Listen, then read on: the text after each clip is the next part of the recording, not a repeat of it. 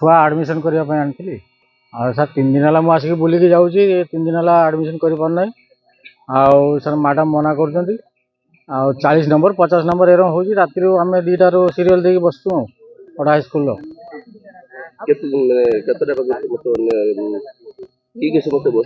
आम सर 24 जन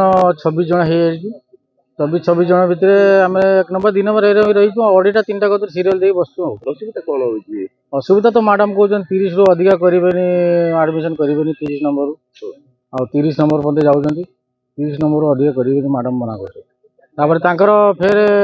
40 पदे भी कर आमको मना कर विदा कर दौरान आम गरीब लोक सर आम खटने खाए गोटे दिन कमेगला बेलू आम घर उपास आम सर गोटे छुआ को पाठ पढ़ाई 3 दिन 4 दिन कमे सर आम आसिक रातिर सीरियल देखिए बसे पड़ू घटना या जे मु प्रथम दिन देखली जे लाइन लगुच कहीं पिला बेसी बढ़ुं द्वितीय दिन मुझे निजे लाइन रे आसी रही राति 3:30 आसिक पहुँचली मो सीरियल नंबर 15 पहुँचला तापर आस्ते आस्ते संख्या 52 को टपिला तापर स्कूल रे पियोन लेट आसले सार तापर प्रथम आसले पियोन लेट आसले से झगड़ा भी है 7टा सुधा आमको क्लासरूम को नहीं गले से कथा कहते परा केवल हूँ पिला संख्या बढ़ुं लिमिट से आम शुणा पाऊँ 160 भली अच्छी कि एम स्कूल 128 पिला थे आम ओडा पिला जो पिला संख्या बढ़ुची बाहर पिला नौ से पाखिया पिला आसिक आम कौन कर राति आसिक लाइन दौर कमी आम स्कूल पिला भर्ती हो जातु